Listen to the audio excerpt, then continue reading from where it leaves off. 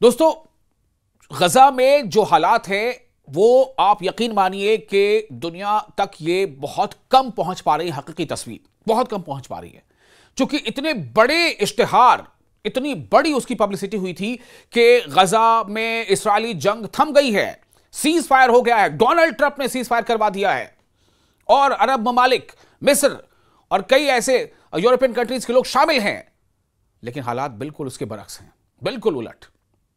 कहा कुछ जा रहा है, किया कुछ जा रहा है, बताया कुछ जा रहा है, जमीन पर कार्रवाई अंजाम कुछ और दी जा रही है। आपको बता दें कि गजा की सरहदी गुजरगाह रफा को, यानी रफा एक क्रॉसिंग का नाम है जहां से मिस्र की तरफ से आप गुजरकर गजा में दाखिल होते हैं, तो रफा क्रॉसिंग को एक तरफा खोलने के सेहूनी ऐलान पर, सेहूनी यानी जो यहूदी या फिर यूं कह लें कि इस्राएली ऐलान पर अरब इस्लामी ममालिक का शदीद एहतजाज सामने आया है। जबकि तय क्या हुआ था, क्यों एहतजाज सामने आया? तय यह हुआ था सीज फायर के जो अग्रीमेंट्स की जो पॉइंट्स थे, जो शिक थी, उस पर यह तय हुआ था कि रफा क्रॉसिंग को दो तरफा खोला जाएगा, यानी कि गजा के लोग भी मिस्र की तरफ जाना चाहे तो जा सकते हैं या गजा से बाहर जा सकते हैं। गाड़ियों का आना जाना हो सकता है, एम्बुलेंसेस का आना जाना हो सकता है, ट्रकों का आना जाना हो सकता है, और दूसरी तरफ से भी लोग गजा में आ सकते हैं। उसमें मीडिया के लोग भी होंगे, उसमें जो ज़राए अबलाग यानी सहाफत रिपोर्टर्स भी होंगे, उसमें ह्यूमैनिटेरियन एड्स के लोग भी होंगे, उसमें एनजीओज भी होंगी। ठीक है, दो तरफा आना जाना। यह तय पाया था कि फेज 1 जो अभी सीज फायर फेज 1 चल रहा है, कि उसमें यह तय हुआ था कि दो तरफा इसे खोला जाएगा। लेकिन ऐलान क्या कर रहा है इस्राएली हुकूमत, क्या ऐलान कर रही है इस्राएल? क्या ऐलान कर रहा है कि एक तरफा खोला जाएगा। और एक तरफा खोले जाने का मतलब क्या है कि सिर्फ गजा के लोग चाहें तो बाहर जा सकते हैं। इसका मतलब क्या है? इस्राएल की नीयत क्या है? क्या वो ये चाहता है इस्राएल हुकूमत ये चाहती है, क्या नेतन्याहू ये चाहते हैं कि गजा के लोग वहां से घबरा कर, परेशान होकर और मतलब मुसीबतों से बचने के लिए वो गजा से चले जाएं, गजा छोड़कर भाग जाएं? यही चाहती है ना, शायद यही मतलब है। अब आपको बताते हैं आगे।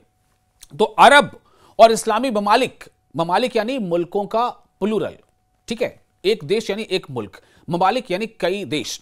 तो अरब और इस्लामी ममालिक के 8 वुज़राए खारजा ने, 8 मिनिस्टर ऑफ एक्सटर्नल अफेयर्स ने, विदेश मंत्रियों ने काबिज इस्राएल की जानिब से गजा की सरहदी गुजरगाह रफा को सिर्फ एक समत से खोलने और इसके जरिए अहले गजा को जबरन मिस्र मुंतकिल करने के मंसूबे पर शदीद तशवीश और गहरा रद्द-ए-अमल जाहिर किया है।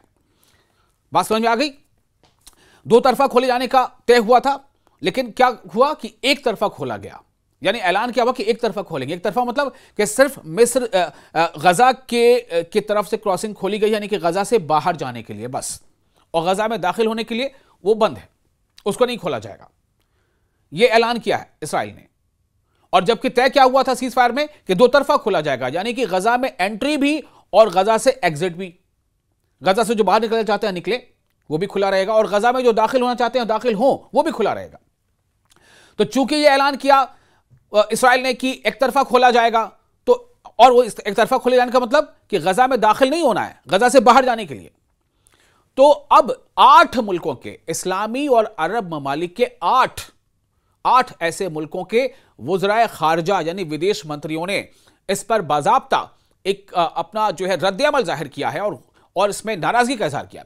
मुश्तरका बयान यानी जॉइंट स्टेटमेंट में मिस्र, उर्दन यानी जॉर्डन, मिस्र को क्या कहते हैं? इजिप्ट, ठीक है, मिस्र यानी इजिप्ट, उर्दन यानी जॉर्डन, और अमारात यानी यूएई, जिसे हम कहते हैं United Arab Emirates, Indonesia, Pakistan, तुर्की, जिसको टर्की भी कहते हैं, सब नया नाम तुर्की है, तो तुर्की, सऊदी अरब और कतर, ये हो गए ना 8।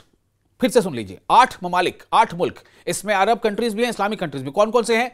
मिस्र यानी इजिप्ट, उर्दन यानी जॉर्डन, अमारात यानी यूएई, इंडोनेशिया, पाकिस्तान, तुर्की, सऊदी अरब और कतर के वुज़राए खारजा ने वाज़ेह किया है।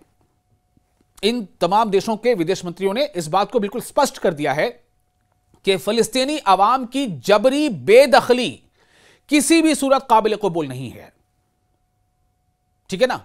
यानी कि आप एक तरफा उसको खोलना चाहते हो कि फिलिस्तीन से या गजा से जो बाहर जाना चाहे जाए, तो इसका मतलब क्या है कि इसराइल ये चाहता है कि फिलिस्तीन में सीज फायर के बावजूद वहां पर बमबारी हो रही है, इसराइली फौजी जो है वो लोगों को परेशान कर रहे हैं, मार रहे हैं, घरों को तोड़ रहे हैं, बुलडोजर चला रहे हैं और टैंक चला रहे हैं। तो मतलब उनकी कोशिश कहीं ना कहीं ये है कि एक तरफा रफ क्रॉसिंग खोल दो ताकि इन ज्यादतियों से, इन अत्याचार से, इन हमलों से परेशान होकर के फिलिस्तीनी जो बाहर जाना चाहे वो चले जाए, वो मिस्र में चले जाए और इलाका खाली हो जाए। तो ये मंशा समझ चुके हैं ये लोग। ये 8 देशों के जो वज़राए खारजा हैं, जो विदेश मंत्री, उन्होंने जॉइंट स्टेटमेंट जारी किया है। उन्होंने कहा है, वज़राए खारजा ने जोर दिया है कि अमेरिकी सदर डोनाल्ड ट्रंप के उस मंसूबे में जिसमें सरहदी गुजरगाह रफा को दोनों सिमतों से, दोनों जानिब से आने के लिए भी और जाने के लिए भी दोनों सिमतों से खोलने की शिक यानी कंडीशन, शर्त शामिल थी, उस पर मुकम्मल और मौसर अमल दरामद जरूरी है।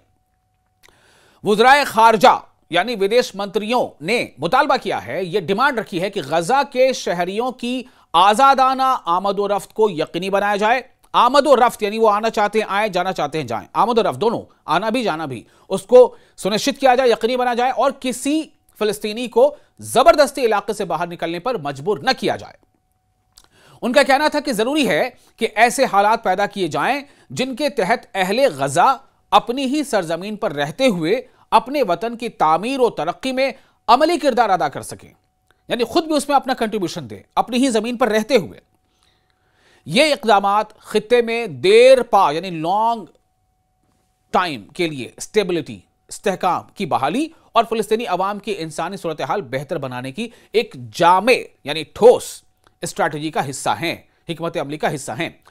विदेश मंत्रियों ने इस बात पर भी जोर दिया कि ट्रंप प्लान के तमाम जो शर्तें हैं, जो कंडीशंस हैं, तमाम नुकात पर बिला ताखीर और पूरी जिम्मेदारी के साथ पेशरफ्त हो ताकि खित्ते में अमन, सिक्योरिटी और पायदार इस्तेहकाम के इम्कानात मजबूत किए जा सके। आपको याद होगा, अगर आपने मेरा पिछला वीडियो देखा होगा, मैंने उसमें कहा था कि हमास ने यह अपील की थी उन तमाम मुल्कों से जो इस अकॉर्ड में शामिल थे, चाहे वो इस्लामी कंट्रीज हों, चाहे वो मुस्लिम मुल्क हों, अरब मुल्क हों, चाहे वो यूरोपियन कंट्रीज हों। हमास ने ये अपील की थी तमाम ऐसे मुल्कों से जो इस अकॉर्ड में, जो मिस्र के शर्म शेख शहर में हुई थी, कि इसराइल पर इस बात के लिए दबाव बनाया जाए कि वो सीज फायर में जो मुआहदा, जो अग्रीमेंट हुआ था, उनकी शर्तों पर इसराइल अमल करे, चूंकि वो कर नहीं रहा है, अमल भी नहीं कर रहा है पूरे के पूरे और सीज फायर के वायलेशन भी कर रहा है।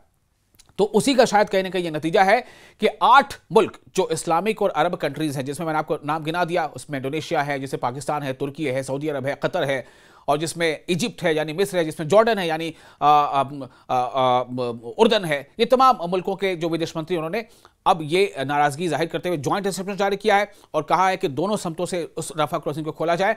बयान में यह भी कहा गया है कि जंगबंदी को मुकम्मल तौर पर मुस्तहकम करना नागुज़ीर है, यानी कि बिल्कुल जरूरी है, बिल्कुल निहायत ही जरूरी है, इंपॉर्टेंट है, ठीक है, ताकि फिलिस्तीनी शहरियों की मुसलसल तकालीफ खत्म हो, इंसानी इमदाद को बगैर किसी रुकावट के गजा पहुंचने दिया जाए, तामीर नौ यानी रीबिल्डिंग, तामीर नौ और बहाली की फौरी कोशिशें शुरू हो और ऐसे हालात फराहम किए जाएं जिनके तहत फिलिस्तीनी अथॉरिटी गजा में अपनी जिम्मेदारियां दोबारा संभाल सके।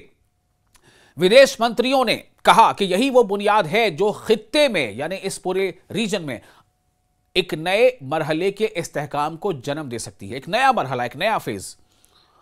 इन सब की चीजों पर ख्याल रखा जाएगा तभी नया फेज भी जो है वो बेहतर होगा।